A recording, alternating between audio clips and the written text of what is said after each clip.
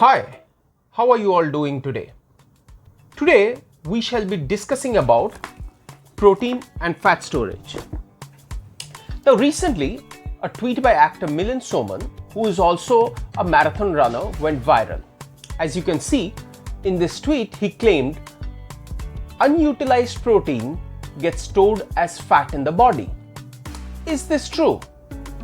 Well, let us take a look at this entire discussion from a larger perspective, where we shall take a look at the science behind protein synthesis, as well as whether this tweet is even relevant for us or not. Now let us first discuss about the relevance of this tweet. Milind Soman is largely speaking to an Indian audience. Now in India, among the rich urban households, nearly 73% people are protein deficient. 93% people in India do not know what the recommended daily protein intake is. In this context, does it even make sense for people to even think about whether excess protein is being stored as body fat or not? Long story short, no. You can only run a marathon when you learn how to walk. A person who doesn't know how to walk is not going to run a marathon, and they don't even have to worry about the injuries that you can suffer while running a marathon. The situation is like that. When 73% households, of whom have access to good education, are not able to maintain not only good education, but I would also say a good diet, good ingredients, are not able to maintain their daily protein intake, and 93% people don't even know what their recommended daily protein intake is. This discussion of whether protein gets stored as fat doesn't even make sense. First, we have to ensure that majority of the population meets the protein intake before they can overshoot it. Now, why I address this from a population perspective, you can very well ask me that, hey, maybe he's talking about athletes who might overshoot the protein requirements, and I'll get to that. I'll get to people who do take a large amount of protein.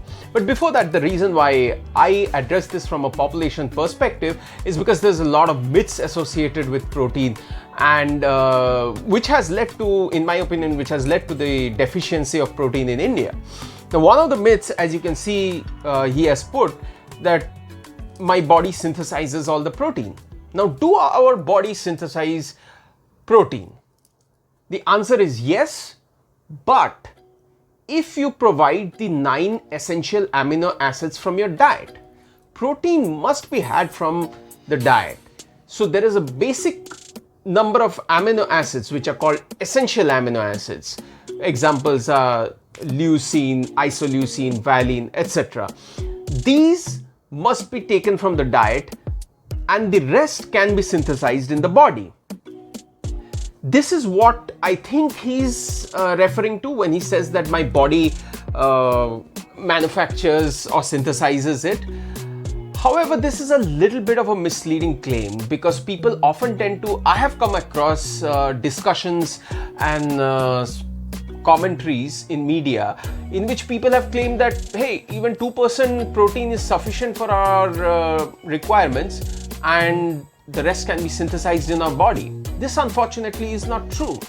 We do need to take about 15 to 20% of our calories from protein.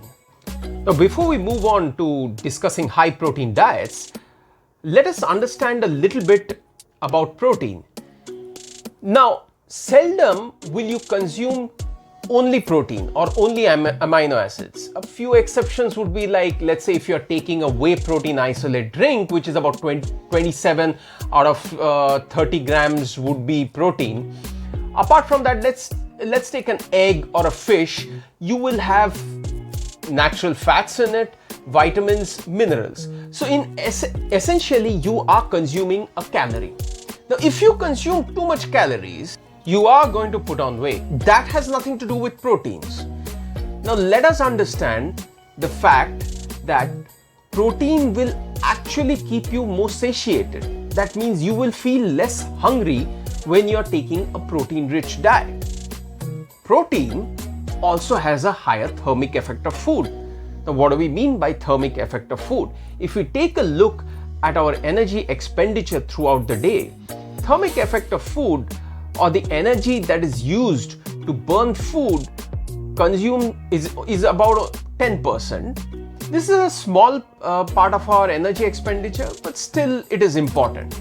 And protein contributes to the highest amount, more than fats and carbohydrates, to the thermic effect of food, which means our body actually takes more energy to burn proteins than fats and carbohydrates. So technically, if you're on a high protein diet, it should help you lose more fat, not just by satiety, but also because protein has the highest thermic effect of food. Most of the fat stored in our body comes from dietary fat and not proteins. What happens to underutilized or unused proteins? Well, they get excreted out mostly. Very little of it gets stored as dietary fat, but this is when you're consuming a very high amount of protein and overshooting your calorie requirement. If you do not overshoot your calorie requirement, what happens in a high protein diet? Well, Jose Antonio and his team took a look at high protein diets. He has been investigating high protein diets for a number of years, and there are several other studies as well. And if you can see in this study, he investigated dietary protein as high as 4.4 grams per kilogram body weight, and that is a very high amount of protein. That is almost 42% of your diet from protein, and still he did not find any adverse effects on health nor any weight gain. The study was carried out in resistance trained individuals. That means they were athletes, so their bodies were a little bit different. Probably they are used to taking large amounts of protein. Normal human beings, we do not take that much protein. If you're taking anywhere between 1 to 1.5 gram or 1.2 to 1.6 gram, you are fine. Now, whether very high protein diets are useful or not is a separate discussion altogether, which we will not be covering in this video. But do know that 0.8 grams per kilogram body weight is the minimum amount of protein which you must have.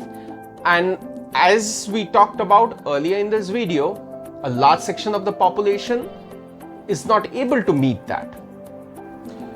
It's worth mentioning that some studies, though they were carried out on mice, found that protein actually inhibits lipogenesis, or the formation of fat. Now, even though this study was not carried out in humans, it is rather interesting to know that proteins may actually prevent fat storage. Now, more research would have to be carried out regardless, but do know that even if you overshoot your calorie requirement and you're working out, in fact that's how you build muscles, you don't have to worry about protein being stored as fat. If you are a sedentary individual, very unlikely that you are going to be taking 4.4 or even 3 grams of protein per kilogram body weight. So you don't have to worry about becoming fat on a high protein diet. Rather, you should incorporate a high protein diet for a number of reasons. One of them being it keeps you satiated.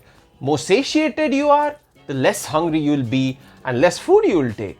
And if you're taking less food, you will be losing weight.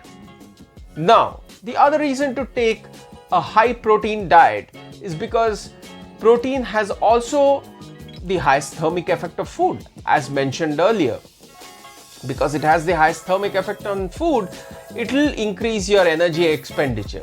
So there are a number of good reasons for you to take a higher protein diet or incorporate a good amount of protein, or at the very minimum incorporate 0.8 grams per kilogram body weight.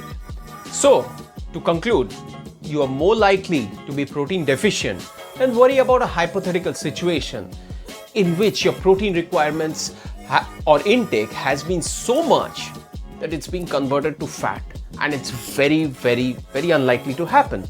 Proteins are good for you. It is essential to incorporate them in your diet, and they are beneficial for weight loss.